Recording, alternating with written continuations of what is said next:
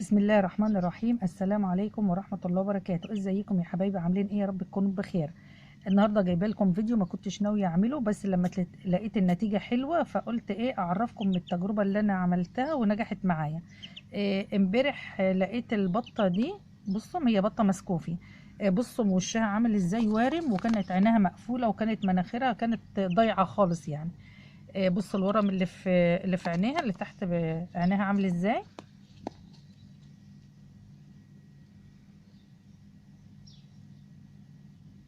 كانت عينيها مقفولة وما كنتش حاطط لها تراميسين، مفيش فايدة. فقلت انا هجرب لها العلاج السحر اللي انا وريته لكم قبل كده. بس هي ضعيفة جدا، ما ينفعش اديلها علاج مضاد حيوي وهي في السن دون وفي بقها. فعملت ايه؟ اهو بصوا اللي انا استعملته قبل كده في الحظيرة ووريته لكم. تمام.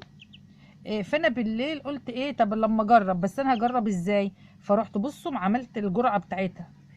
يا دوب الغطا كده، قلبت الغطا كده ورجعته وفتحت الغطا، ما حطيتش فيه خالص حاجه. اهو يا دوب الغطا، هو يا دوب معكوك مكان ما قلبته، اهو بصوا ما فيهوش حاجه اهو. وجبت نقطه ميه حطيتها. ثواني.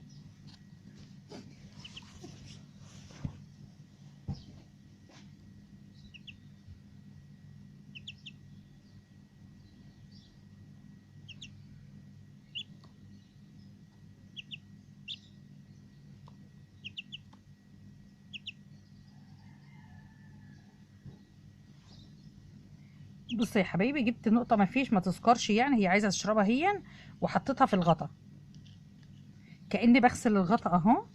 بغسل الغطا خالص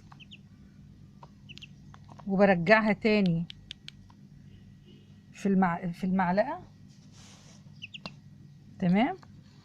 بمسك بقى البطه، انا حطاها في المطبقيه دي علشان بتجري مني.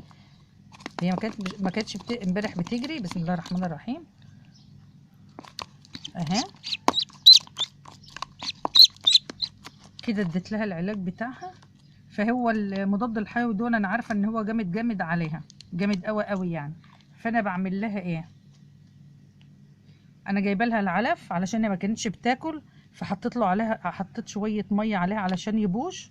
ورحت رشيت شويه بصوا كام حبايه حبه سودا كده، بس في الاول عشان ارفع المناعه بتاعتها.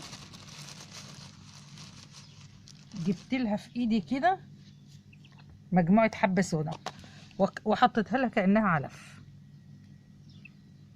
يلا يلا كلي. هي امبارح اكلت منه كويس، فالحمد لله رب العالمين. النهارده عينها مفتوحه والورم نزل خالص.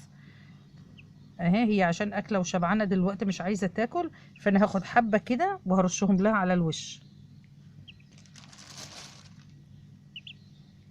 يبقى انا كده رفعت مناعتها. في حاجه كمان، انا ممكن الميه اللي انا بحطها للعلف، بجيب رمان وبعصره بايدي كده بفركه، والميه اللي بتنزل منه بعجن بيه العلف.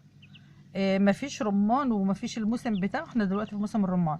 لو مفيش رمان ومفيش الموسم بتاعه، بحط لها شويه ميه عادي، مفيش مشاكل. بس اهم حاجه تاخد الحبه السوداء علشان ترفع المناعه بتاعتها. انا بجد والله العظيم لما صبحت لقيتها العينها فتحت وبقت حلوه كده، وقلت ان هي تجربه ناجحه. فقلت انا ما بقولكوش حاجه لما يكون مجرباها، فقلت اما اقول لكم عليها علشان لو لا قدر الله ظهر عندكم حاجه زي دي بتتلاقوا ايه العلاج. الحمد لله رب العالمين. ده كانت التجربه بتاعتنا، يا رب تكون عجبتكم. لو عجبكم الفيديو ما تنسوش اللايك والاشتراك والشير، وجزاكم الله خيرا. شكرا لكم حبايبي، والسلام عليكم ورحمه الله وبركاته.